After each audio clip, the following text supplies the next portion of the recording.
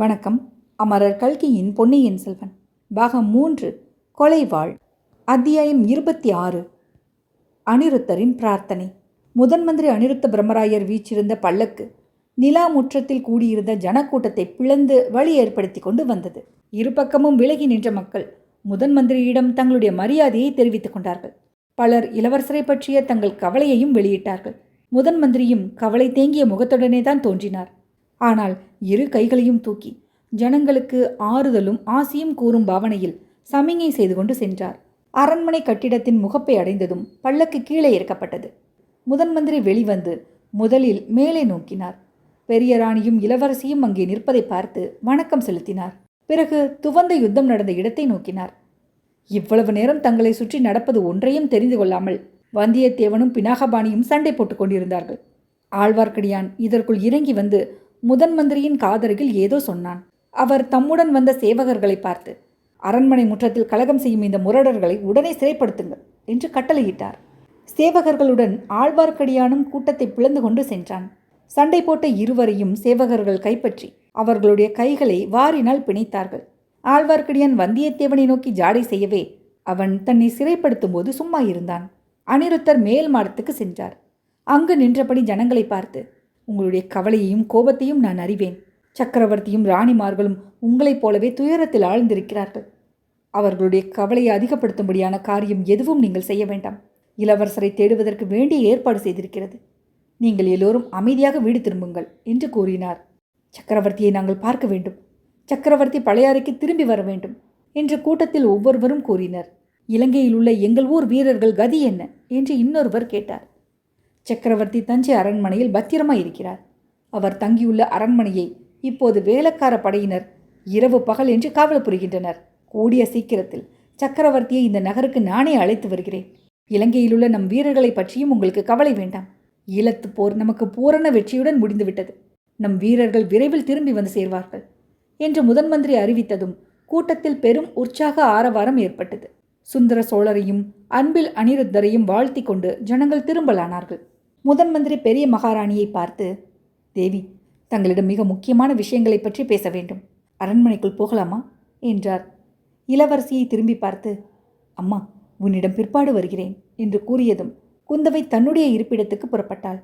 அவளுடைய மனத்தில் இப்போது பல கவலைகள் குடிகொண்டன.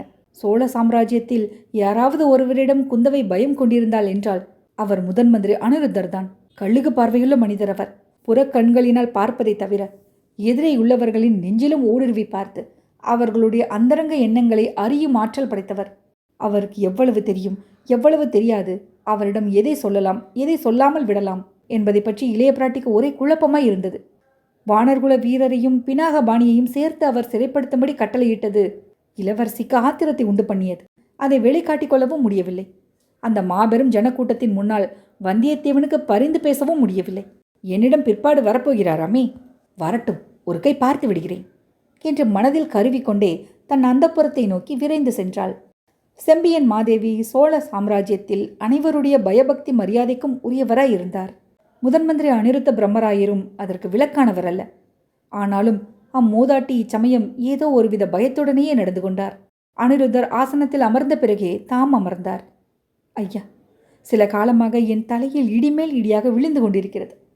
நீரும் அத்தகைய செய்தி ஏதேனும் கொண்டு வந்தீரா, அல்லது ஆறுதலான வார்த்தை சொல்லப் போகிறீரா என்று வினவினார். அம்மணி, மன்னியுங்கள். தங்கள் கேள்விக்கு என்னால் விடை சொல்ல முடியவில்லை.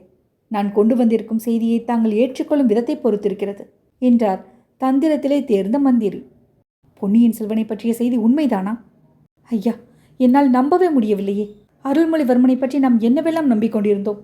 இந்த உலகத்தையே ஒரு குடை நிழலில் ஆள பிறந்தவன் என்று நாம் எத்தனை தடவை பேசியிருக்கிறோம். பெருமாட்டி, ஜோஷியர்கள் அவ்விதம் சொல்வதாக தாங்கள் என்னிடம் கூறியது உண்மைதான்.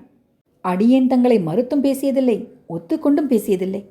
அது போகட்டும், இப்போது சொல்லுங்கள், பொன்னியின் செல்வனை சமுத்திரராஜன் கொள்ளை கொண்டு விட்டது நிச்சயம்தானா? நிச்சயம் என்று யார் சொல்ல முடியும் தாயே? அம்மாதிரி செய்தி நாடு நகரமெங்கு பரவி இருப்பது நிச்சயம். அது உண்மை என்று ஏற்பட்டால் இந்த சோழ நாட்டின் கதி என்ன? எத்தகைய விபரீதங்கள் ஏற்படும்? விபரீதங்கள் அது உண்மையென்று ஏற்படும் வரையில் காத்திருக்கப் போவதில்லை என்று தோன்றுகிறது. ஆம், விபரீதம் நேரிடுவதற்கு வதந்தியே போதுமானதுதான்.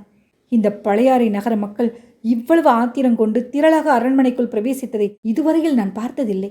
பழையாறையில் மட்டும்தான் இப்படி நடந்ததென்று கருத வேண்டாம். தஞ்சாவூர் நகரம் நேற்று முதல் அல்லோலகல்லோலமாய் இருக்கிறது. வேலைக்கார படையினர் சக்கரவர்த்தியின் அரண்மனையை விட்டு நகர மறுத்து விட்டார்கள். மக்கள் கோட்டைக்குள் திரள் திரளாக புகுந்து பழுவேட்டரையர்களின் மாளிகையை சூழ்ந்து கொண்டார்கள். மதங்கொண்ட யானைகளை ஜனங்களின் பேரில் ஏவி விட்டு அவர்களை கலைந்து போகும்படி செய்ய வேண்டியதாயிற்று. ஐயோ, இது என்ன விபரீதம்! எத்தகைய பயங்கரமான செய்தி! மதுராந்தகர் பழையாறைக்கு வந்து விட்டதே நல்லதாய் போயிற்று. இல்லாவிடில் அந்த பயங்கரமான பழி அவரையும் சேர்ந்திருக்கும். ஐயா, மதுராந்தகன் எப்படி மாறி போயிருக்கிறான் என்று தெரிந்தால் ஆச்சரியப்பட்டு போவீர்கள். ஆச்சரியப்பட மாட்டேன் தாயே. அவையெல்லாம் எனக்கு சில காலமாக தெரிந்த விஷயம்தான். தெரிந்திருந்தும் அவனுடைய மனதை மாற்ற தாங்கள் ஒரு முயற்சியும் செய்யவில்லை. இப்போதாவது யோசனை சொல்லி உதவுங்கள். அம்மா, மதுராந்தகருடைய மனதை மாற்ற வேண்டிய அவசியம் இருப்பதாக எனக்கு தோன்றவில்லை. அவருடைய கட்சியை ஆதரித்து பேசவே நான் வந்திருக்கிறேன். அப்படியென்றால் எனக்கு விளங்கவில்லை ஐயா. அம்மணி, மதுராந்தகர் இந்த சோழ சிங்காசனம் தமக்குரியது என்று கருதுகிறார். சக்கரவர்த்திக்கு பிறகு தாம் இந்த ராஜ்யத்தை ஆள வேண்டும் என்று ஆசைப்படுகிறார். அது நியாயமான ஆசை. நன்றாக அவர் மனதில் வேரூன்றிவிட்ட ஆசை. அதை தடுக்க முயல்வதினால் சோழ ராஜ்யத்துக்கு நன்மை ஏற்படாது. அதை நிறைவேற்றி வைப்பதுதான் உசிதம். ஐயா, இதென்ன வார்த்தை! தாங்கள் கூடவா சோழ சக்கரவர்த்திக்கு துரோகம் செய்ய துணிந்து விட்டீர்கள்? இது என்ன விபரீத காலம்! பெருமாட்டி, சக்கரவர்த்திக்கு துரோகம் செய்ய நான் கனவிலும் கருதியதில்லை. சக்கரவர்த்தியின் கட்டளையின் பேரிலேயே வந்தேன். அவர் தங்களிடம் விண்ணப்பித்துக் கொள்ள சொன்னதைத்தான் சொல்கிறேன். சக்கரவர்த்தியின் காலத்துக்கு பிறகு மதுராந்தகர் சிங்காசனம் ஏற விரும்புகிறார். பழுவேட்டரையர்கள் அதற்கு சதி செய்கிறார்கள். ஆனால் சக்கரவர்த்தி இப்போது மதுராந்தகருக்கு முடிசூட்டிவிட்டு சிங்காசனத்திலிருந்து விலக்கிக் கொள்ள விரும்புகிறார். இதற்கு தங்கள் சம்மதத்தை பெற்று வரும்படி என்னை அனுப்பியிருக்கிறார். சக்கரவர்த்தி அவ்விதம் செய்ய விரும்பலாம். ஆனால் அதற்கு என்னுடைய சம்மதம் ஒரு நாளும் கிட்டாது. என் பதியின் விருப்பத்துக்கு விரோதமான இந்த காரியத்தை நான் ஒப்புக்கொள்ள மாட்டேன். கல்விக் கடலின் கரை கண்ட முதலமைச்சரை, சக்கரவர்த்தியே சொன்னாலும் தாங்கள் இந்த முறை தவறான காரியத்தை என்னிடம் சொல்ல எப்படி வந்தீர்?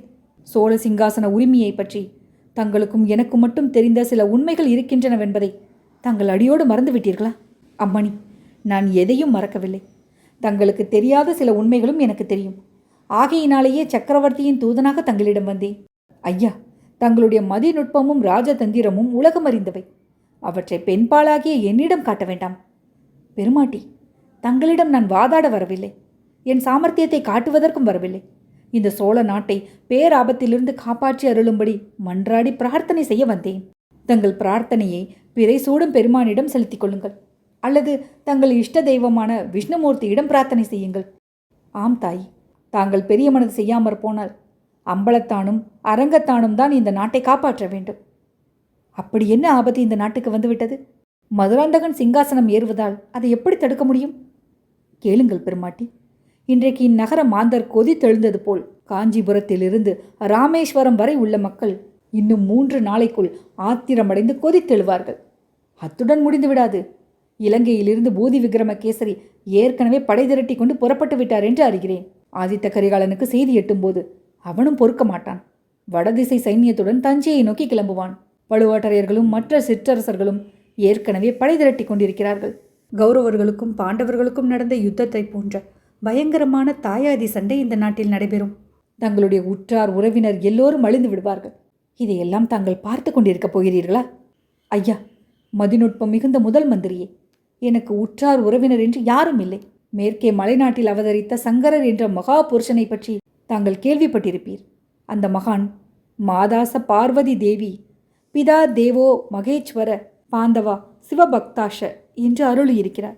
என்னுடைய அன்னை பார்வதி தேவி, என் தந்தை பரமசிவன், என் உற்றார் உறவினர் சிவபக்தர்கள். இந்த உலகில் வேறு பந்துக்கள் எனக்கு இல்லை. அம்மணி, அதே ஸ்லோகத்தில் சங்கரர் அருளியுள்ள 4வது வாக்கியத்தை தங்களுக்கு நினைவூட்டுகிறேன். ஸ்வதேசோ புவனத்ரய என்றும் அவர்தான் சொல்லியிருக்கிறார். நாம் பிறந்த தேசம்தான் நமக்கு 3 உலகமும். தங்களுடைய சொந்த நாடு உள்நாட்டு சண்டையினால் அழிந்து போவதை தாங்கள் பார்த்து கொண்டிருப்பீர்களா? என்னுடைய சொந்த தேசம் எனக்கு 3 உலகத்தையும் விட அருமையானதுதான். ஆனால் இந்த ஜான் அகலத்து சோழ நாடு தான் நம்முடைய சொந்த நாடா? ஒரு நாளும் இல்லை. வடக்கே கைலையங்கிரி வரையில் உள்ள நாடு என்னுடைய நாடு. சோழ நாட்டில் இடமில்லாவிட்டால் நான் காஷி சேத்திரத்துக்கு போவேன், காஷ்மீரத்துக்கும் கைலாசத்துக்கும் போவேன். அப்படி யாத்திரை கிளம்பும் யோசனை எனக்கு வெகு நாளாக உண்டு. அதற்கு உதவி செய்யுங்கள். தாயே, தெற்கே திரிகோண மலையிலிருந்து வடக்கே இமோத்கிரி வரையில் உள்ள தேசம் நமது ஸ்வதேசம் என்று ஒத்துக்கொள்கிறேன். இப்படி பரந்துள்ள பாரத புண்ணிய பூமிக்கு தற்போது பேரபாயம் நேர்ந்திருக்கிறது. பட்டானியர்கள், துருக்கர்கள், மொகலாயர்கள், அராபியர்கள் என்னும் சாதியினர் பொங்கி கிளம்பி எந்த புது நாட்டை கைப்பற்றலாம் என்று புறப்பட்டிருக்கிறார்கள். 1000 வருஷங்களுக்கு முன்பு யவனர்களும் ஹீனர்களும் படையெடுத்து வந்தது போல் இந்த புதிய மதத்தினர் இப்போது அணி அணியாக இந்நாட்டின் மீது படையெடுக்க புறப்பட்டிருக்கிறார்கள். இவர்களுடைய மதம் விசித்திரமான மதம். கோவில்களை இடிப்பதும் விக்கிரகங்களை உடைப்பதும் புண்ணியம் என்று நம்புகிறவர்கள். அம்மணி, இவர்களை தடுத்து நிறுத்தக்கூடிய பேரரசர்கள் யாரும் இப்போது வடநாட்டில் இல்லை. சோழ நாட்டு வீரர்கள் கங்கை நதி வரையில், அப்பால் இமயமலை வரையில் சென்று பெரிய பாரத சாம்ராஜ்யத்தை ஸ்தாபிக்கப் போகிறார்கள் என்றும் கோயில்களை இடிக்கும் கூட்டங்களை தடுத்து நிறுத்தப் போகிறார்கள் என்றும் அடியேன் கனவு கண்டு வந்தேன். அந்த கனவை நனவாக்க தாங்கள் உதவி செய்யுங்கள். மதுராந்தகருக்கு பட்டம் கட்ட சம்மதித்து சோழ நாட்டில் தாயாதி சண்டை ஏற்படாமல் இருக்க உதவி புரியுங்கள். இதை கேட்டு செம்பியன் மாதேவி சிறிது நேரம் சிந்தனையில் ஆழ்ந்திருந்தார். பின்னர், ஐயா, ஏதேதோ இந்த பேதை பெண்ணுக்கு விளங்காத விஷயங்களை சொல்லி என்னை கலங்கடித்து விட்டீர்கள். இந்த புண்ணிய பாரத பூமிக்கு அப்படிப்பட்ட ஆபத்து நேரிடுவதா இருந்தால் அதை சர்வேஸ்வரன் பார்த்து தடுக்க வேண்டுமே தவிர இந்த அபலையினால் என்ன செய்ய முடியும்?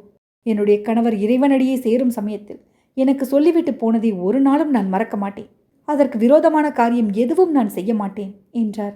அப்படியானால் இதுவரையில் தாங்கள் அறியாத ஒரு உண்மையை இப்போது நான் தெரியப்படுத்தியாக வேண்டும் என்றார் அனிருத்தர். இச்சமயத்தில் மதுராந்தகன் அங்கே தடபுடலாக பிரவேசித்து, அம்மா, இதென்ன நான் கேள்விப்படுவது? அருள்மொழிவர்மனை கடல் கொண்டு விட்டதா என்று கேட்டான். பெருமாட்டி, தங்கள் செல்வகுமாரருக்கு ஆறுதல் சொல்லுங்கள்.